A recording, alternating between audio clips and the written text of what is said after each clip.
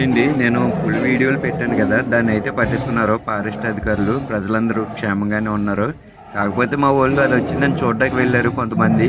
వాళ్ళు ఏం చెప్తున్నారో విందాం. కొంచెం కామెడీగా, కొంచెం సీరియస్గా ఉంటుంది. నచ్చితే లైక్ చేసి, షేర్ చేసి, ఫాలో చేయండి. మన ఛానల్ సబ్స్క్రైబ్ చేయండి. వచ్చిన ఊరు ఎంత దూరం వచ్చింది ఉంది. అది ముందు అలా రాజనగరం అలా ఉంది. ఇది వెళ్ళిపోయి అక్కడికి రొప్పరా పులి ఉందని పంజాబ్ వచ్చారా 600 లోపల ఎలా చెప్పగలిగావు? పోయి ఇలా పట్టుకుని ఇలా అంటారంటే మొత్తం సొత్త మాసంతో సొత్త దుమ్ముతో సొత్త లాగేకుండా బెంగాల్ టైగర్ అది బెంగాల్ టైగర్ బెంగాల్ టైగరే అద్భుతంగా ఉంది.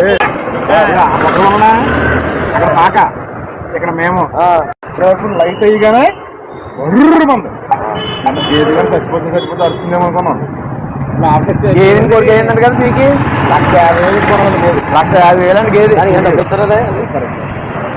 శివుడిదంట మొన్న కొన్నారంట గేది. అనుకుని 3 గంటలు అందులో 4 గంటలకు వెళ్ళిపోయినా అక్కడికి ఏడైంది. తింటూ అలా వాళ్ళకింత ఇంజక్షన్ కొట్టేసారు.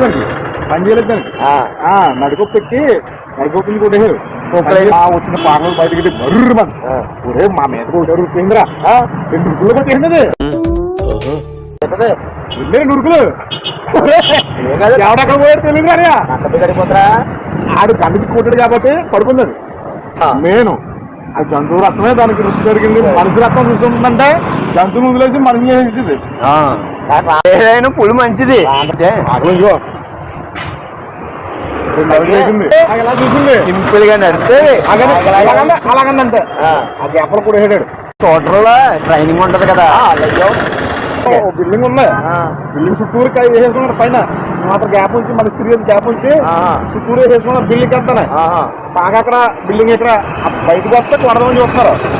వీరికి ఏంటంటే ఇంకో పక్కన జనాలకు దారి లేదు ఎక్కదు కదా. పాక ఊకిని పాక ఎంత ఎలా ఉంది రౌండ్ పాక.